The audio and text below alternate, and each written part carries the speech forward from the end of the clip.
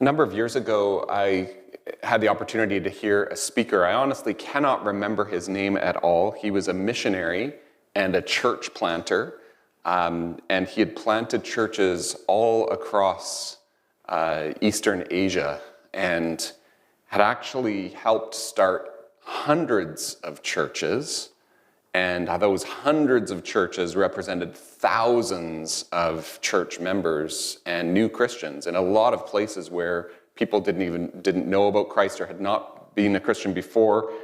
He had helped those churches get established in that part of the world.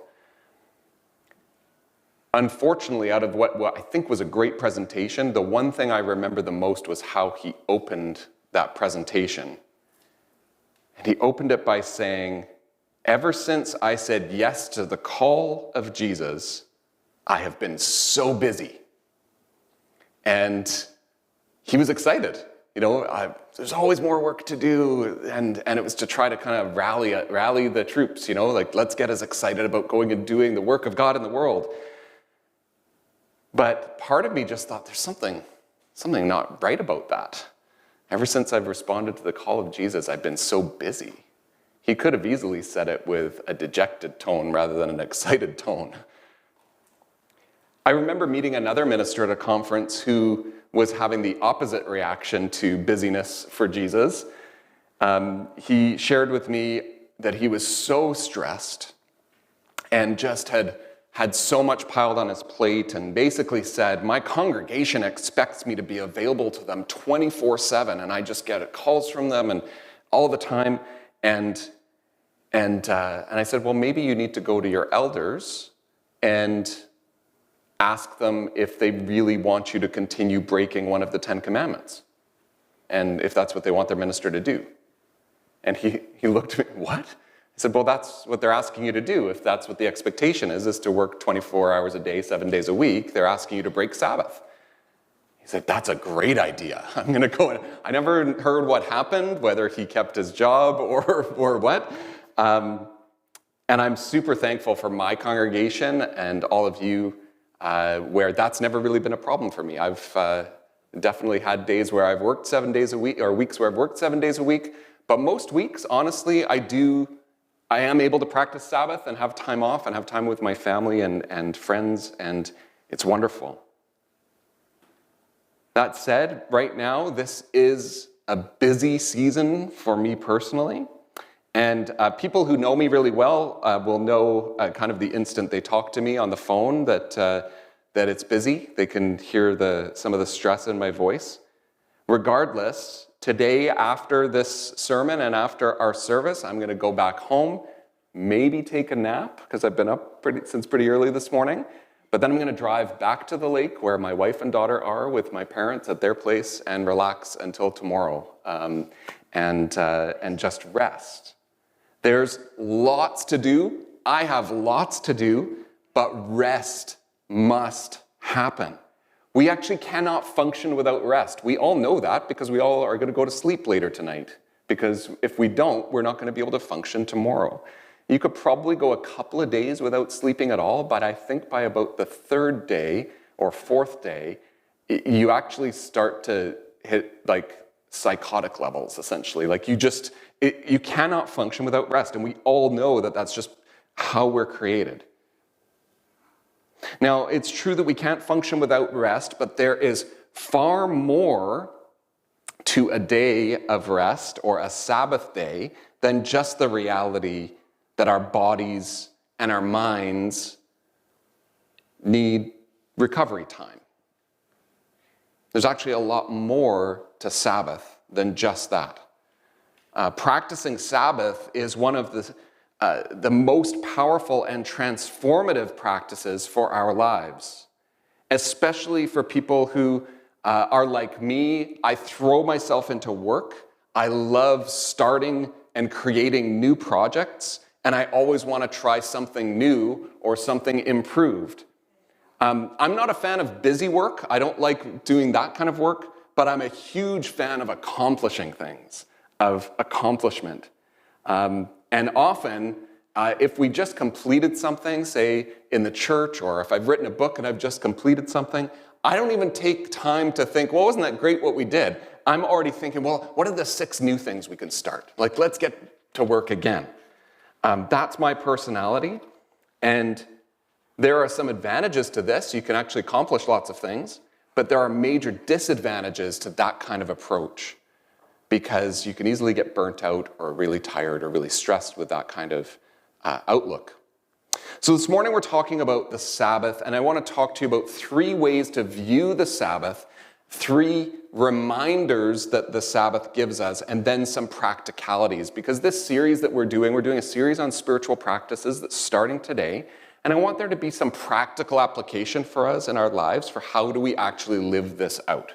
But let's start with 3 different ways to view the Sabbath, or it's not that different, it's not that related, and I'm not giving you 3s because of any magical number, and I'm certainly not giving you 3s because it's going to be an exhaustive list. Like we could go forever on this, and there are tons of books on Sabbath as well. I want to look at, for the first 2 views, 2 of our texts. One is the text in Exodus, which we might be really familiar with. This is right out of the 10 Commandments. So this is one of the 10 Commandments is take a Sabbath. And in that Exodus text, the rationale for the commandment to rest on the 7th day is essentially, remember that God too rested on the 7th day. God worked for 6 days to create everything that exists and then rested. And just this fact alone ought to kind of blow us away that the idea of a day off, if we're going to call it that, or a Sabbath day, that is built into the rhythm of creation itself. This 6 and 1 pattern, 6 days of work and 1 day of rest, even for God. That should kind of blow us away that God did that and built it in. I wonder, what did God do as he rested? What did he do? Well, we actually, in a way, know what God did when we look at the Genesis text of where this actually happened. The main thing that it says that God did was he appreciated the creation that he had created. He looks back on everything that happened in the previous 6 days and says, wow, that is good. And it's interesting that God does looking back with appreciation on the Sabbath day, but it doesn't say that God looked ahead to start planning, well, what's going to happen next? God doesn't do that. It's just looking back and saying, this is good. Nor does the text say, well, God was just so tired out from creating everything that is that he deserved a break. So take a break, God. You got to take a day off because it's going to get really hard when those people start messing up things and that kind of thing. You're going to need some energy. See, the text doesn't say that. Those are our kind of mindsets. See, God's not tired. God is God. So why is God resting if God's not tired? Because that's what we think we're supposed to rest for. Was it just to teach us? Was it just to be a model? Look, I rested, so should you. Maybe. But perhaps it is because there is something absolutely important about the appreciation of the work that was put in, the looking back, the work that has been done, and then God reflects on it. See, we actually often view rest as a reward for putting in hard work, or as I'm just so tired, I've got to have a break. But that is learnt behavior. Using rest as a reward for putting in hard work is kind of like that carrot, right? At the end of the week, making work somehow bearable for us. Well, if you work really hard, then you can party hard on the weekend. But when we reflect on how God rested, there isn't a reward, and it isn't so he can regain energy to keep going. It's simply just part of the rhythm.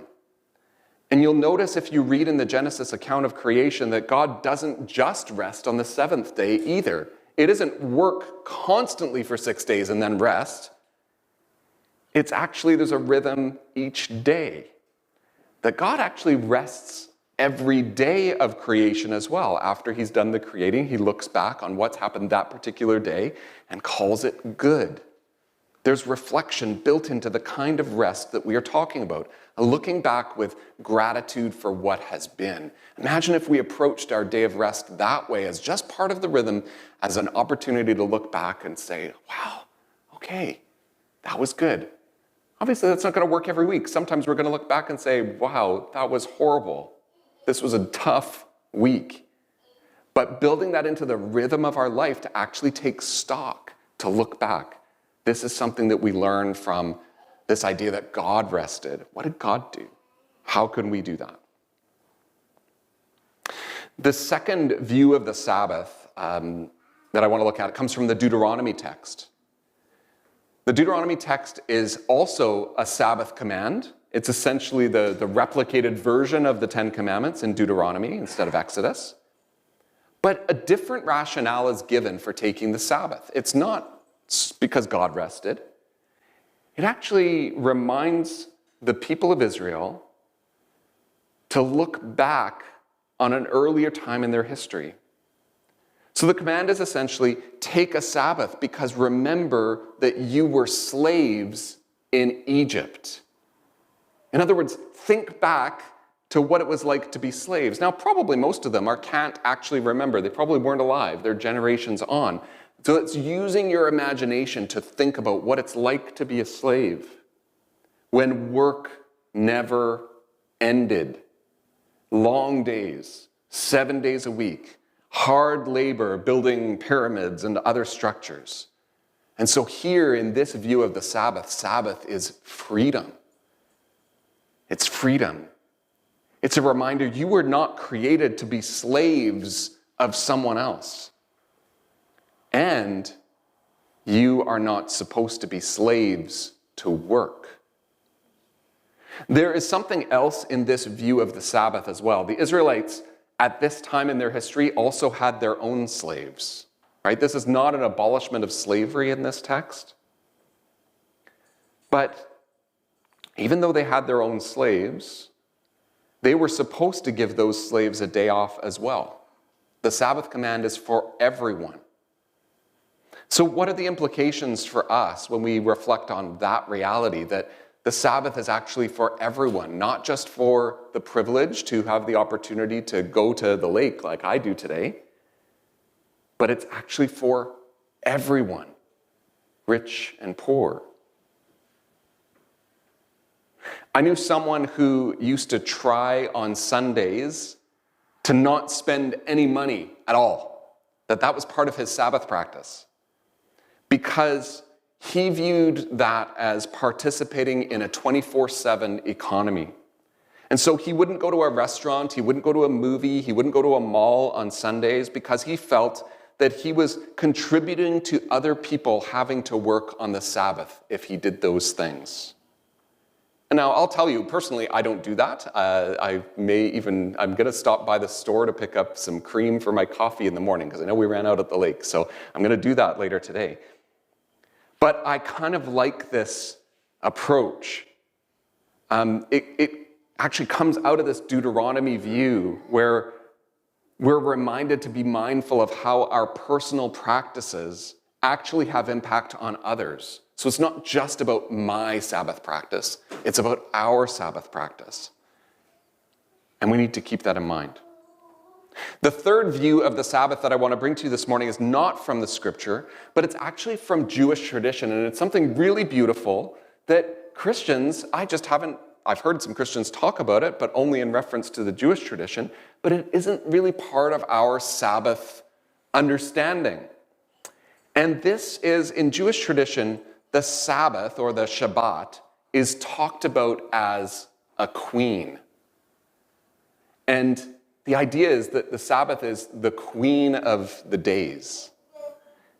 And what happens is each week you imagine, well, like what if royalty was visiting? Like that's kind of how I can think about this for me. Imagine royalty visiting your house each week. And the Jewish Shabbat is or Sabbath is from Friday evening, sundown, to Saturday. So just as you're finishing your work week, you'd be thinking, okay, the queen is coming. So if that was happening, right, you would prepare, right? You'd get ready for that. You'd probably dress up. Maybe this is part of where we get our tradition of dressing up for Sunday services, some of us. You would have a great meal, wouldn't you? Right? Like Jewish Passover meals are a big deal, right? That's a big family tradition and religious tradition. You'd have a sense of anticipation and excitement that royalty is coming. So the Sabbath, in this view, is certainly not just a day off. It's the queen of days, something you look forward to and to be celebrated because it is a celebration. Now imagine if we practiced Sabbath like that. And so you'll notice in these three views, one is about on the Sabbath day we look back. One, where the Sabbath is queen, is a lot of looking forward to the Sabbath, anticipation. And the other one is very much about, well, then what do we actually do on the Sabbath or not do on the Sabbath? I do want to bring up three things that I'm reminded of by the Sabbath or by having a Sabbath practice. The first one, really quickly, is the Sabbath reminds me of my limitations, and that's a good thing. It reminds me that I can't do everything, or probably more accurately on a week-to-week basis, I can't get everything done. If you're going to try to get everything done before you take a day off, you never will have a day off. Some things just won't get done, and that's okay. And the Sabbath reminds me of that. The second reminder for me is everything doesn't depend on me. If I don't get something done, that's okay. That's okay. The universe is dependent on God, not on me, not on you. And it's really all right. It's really all right. This is where there's always so many connections to things that we do in our liturgy. Another reason I love our prayer of confession. Some of the prayers of confession have a confession for things we have done and things we have left undone. And I really like this in connection to Sabbath, because on Sunday morning we get to say, yep, there's some things I probably should have got done, but I'm confessing those. We receive grace, and wonderful, we get an opportunity tomorrow, or here it's Labor Day tomorrow, so we're getting an extra day of in celebration of this very thing we're talking about. You get an opportunity in a couple of days to get to work on that to-do list again. But the Sabbath as that weekly reminder doesn't depend on me, doesn't depend on me. Ultimately, it all depends on God. The third thing, and this is the one that's most significant for me personally, is that the Sabbath reminds me that I am more than a particular role or job. This is the biggest one for me. I am not my work. I am not my work. And this applies to people who work and people who are retired. It probably even applies to students. You're not just a student, right? I am not what I do. And if we think about our economy and our society and how things are structured, it's all working against that notion. It's all working against that. We are taught over and over and over again that you are what you do, that you are your work, that is what defines you. The economy defines us as workers or as consumers primarily, but then we'll also get some other things thrown in there like doctors and teachers and students and other things. But primarily it's about how is it that you're either contributing or how is it that you are consuming. Those are the main categories that our society and our economy has. And the Sabbath essentially says no to that categorization. We might even include other roles that are a little trickier for us, like family roles or friendships, so like mother, son, daughter, friend. But even those, we know don't fully define us. And even in those kinds of roles, often our way of being in our world has taught us that even in these good roles of family and friendship, we behave in ways that are transactional, right? You scratch my back, I scratch yours. You clean your room, and then you can have dessert. That's transaction, right? And we see this clearly in our relationship with God. We really like the idea of being saved by Jesus, but we often really struggle to receive God's grace as a free gift because we encounter so few free gifts in our lives. There's always strings attached.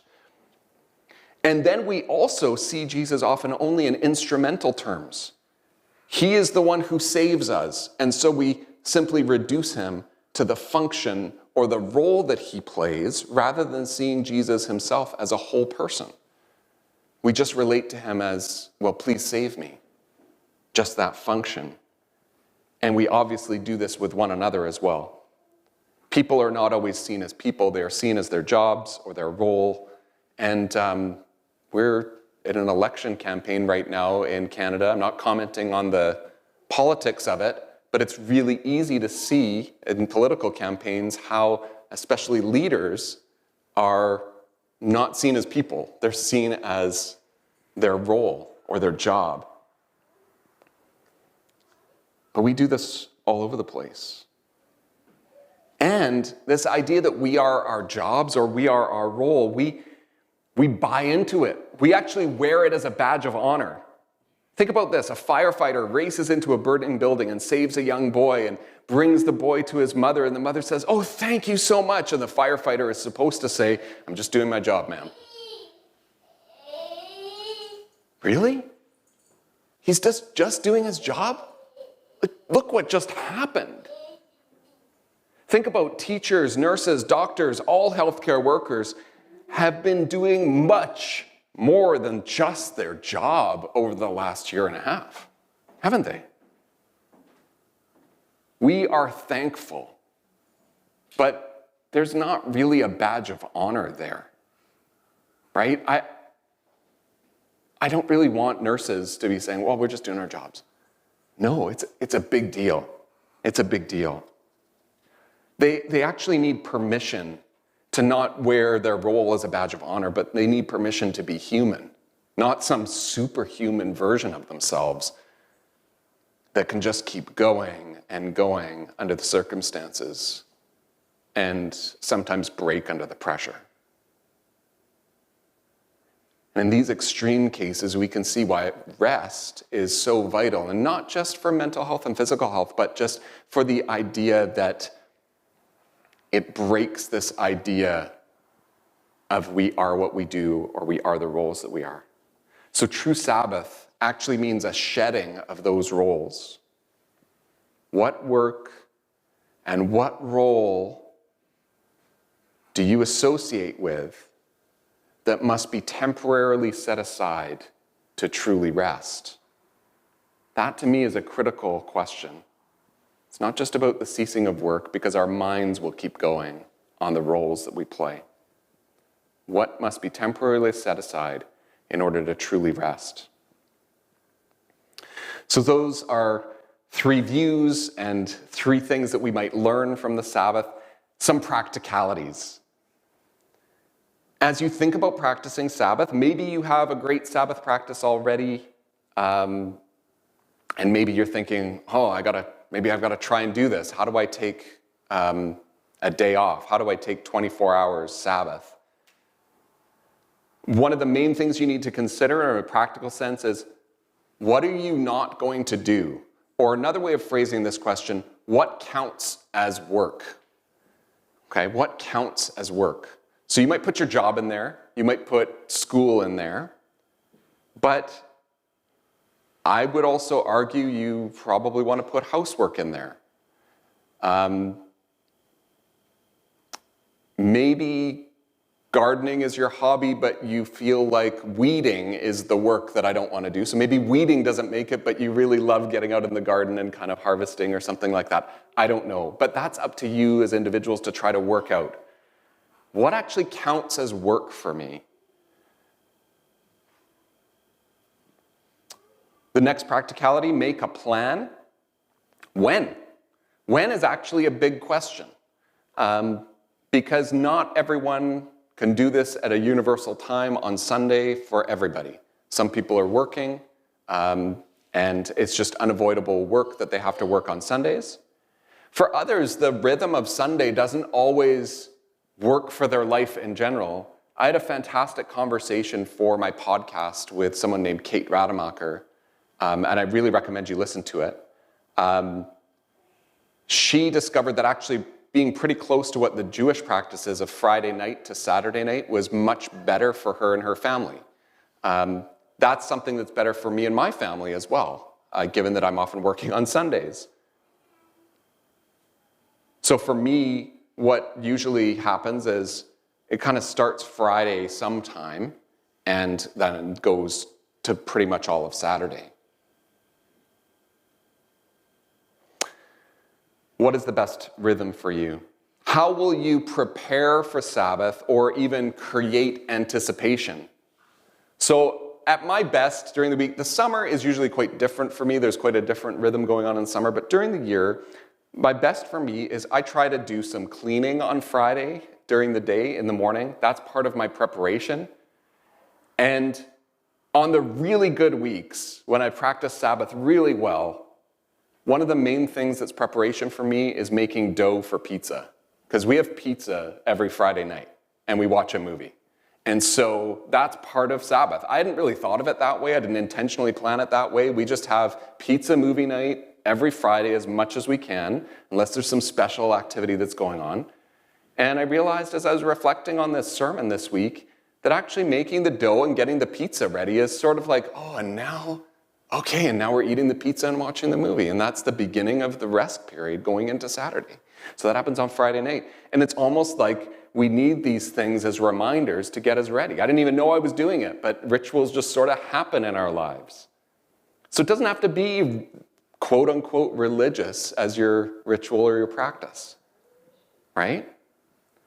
Kate Rademacher, who I just mentioned, she has ritualized her start of her Sabbath, but these are the key things that are part of her ritual. She turns off her phone completely. She doesn't turn it on at all during her Sabbath day. Then she takes a blanket and she covers her computer monitors with the blanket. And the blanket comes off on Sunday. And she talks about her Sabbath ending with the benediction of the worship service that she's going to in our Anglican church. Sort of like a sending out into her week. And I kind of like that rhythm, actually, of thinking about, okay, we've actually found time to rest up to Sunday, and now we're ready to go. She found that was helpful in her home because her daughter was often getting homework done on Sunday night, right? Worrying about the next day, and her daughter was often didn't want to do homework on Saturday. So that was a more natural rhythm to have a day of rest and a family day. And then Sunday evening, they could actually all kind of get back into a mindset of getting back to work or school for the next day. Another practicality is think about where will you be? Will you be at home? Are you planning to go somewhere else? Are you going to a park? Who is with you? What other arrangements might need to be made? Are you doing everything as a family, or is part of your Sabbath practice to have some time all in different places or alone? And then I would encourage you to observe your practice over time. What are you appreciating? When is it hard to take a Sabbath? When is it hard to rest? And what's going on for you when it's hard? When is it a joy? When is it a chore? What are you learning about God, and what are you learning about yourself? Lastly, I want to encourage you to go onto our website. So if you go to prairiechurch.ca/worship, or just click on the worship button, I'm starting to post resources there for each Sunday. So today there's a bunch of things about worship and rest there, including the podcast episode I mentioned and a couple of others, some book recommendations, and then some questions for you to think about or discuss if you have a small group that's going to be talking about this. And so those things will be there for the next couple of weeks, and then we'll shift into another practice. So I encourage you to go in and look at that, prairiechurch.ca/worship. The important thing, though, is practice. It's like playing the piano. You've got to practice. It's like playing soccer. You've got to practice or it's not going to work in the game. Practice Sabbath. Do it. Actually do it. Let go of your need to be busy and allow God to be at work in you. It's actually okay to be bored. It's okay. It really is okay. This Sabbath is a core practice for building your trust in God, right? If we think that everything's going to fall apart without us, we need to start rebuilding our trust in God because we're only trusting in ourselves rather than trusting in God's providence. This is maybe a little bit of a long sermon and a bit of a different sermon today, but I'm just scratching the surface here. The key is in your practice of the Sabbath, not in anything that I'm going to say. So keep it, practice it, welcome her as a queen into your life with joy. Do not be a slave to busy. Do not be a slave to work. Be free and have your trust in God built through this gift of Sabbath that God has given. Amen.